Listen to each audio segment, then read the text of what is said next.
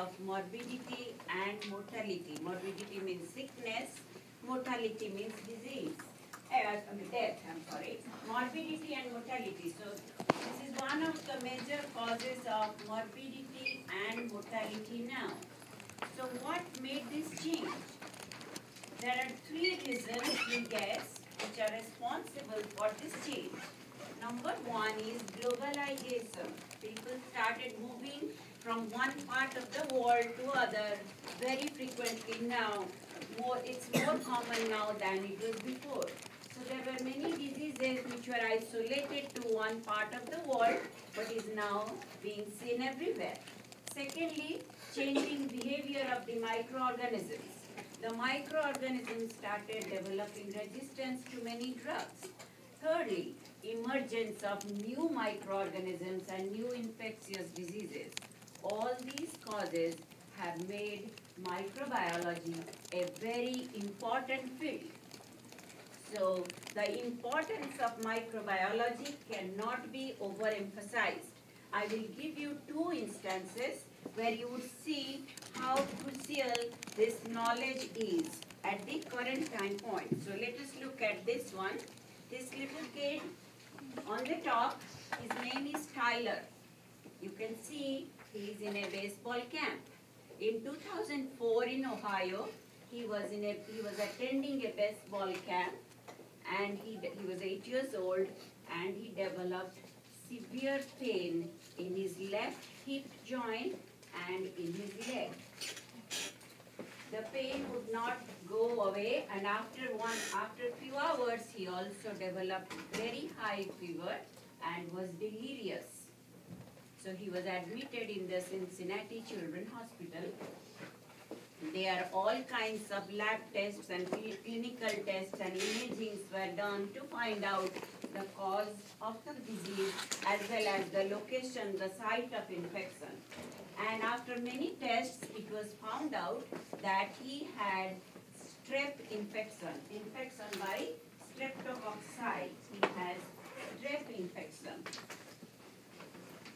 Now, as you all know, that strep throat is very common in children.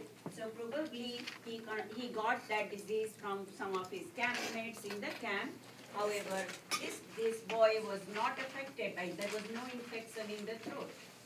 And all the MRI, CT scans, everything couldn't locate the disease, where exactly the infection was, because he was not responding very well to the antibiotics that the streptococci are sensitive to. So it took a long time for the doctors to figure out exactly what's going on. Finally, they got it. They located the infection to be in the hip joint. It was septic arthritis. Septic arthritis. Now, why I'm telling you all this, because hip joint is not a regular site for this bacterium. So bacteria can hide in unusual sites and make it very difficult to identify, to locate, to diagnose the infectious disease caused by them.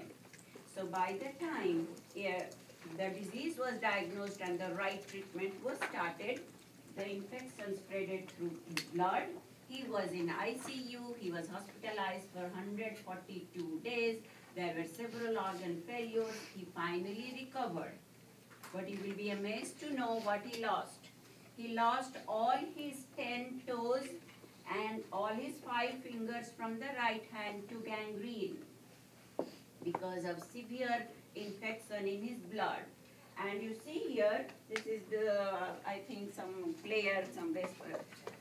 He was Cincinnati Bengals quarterback. He came to give him that game jersey because this kid was a fan of his. They really honored him because of his courage, because he was very upbeat throughout, and at the end, when he was being wheelchaired outside to come home on his day of discharge, he was asked what was the worst thing for him during these 142 days of hospital stay, and he said, sometimes the blood pressure cuff was very tight.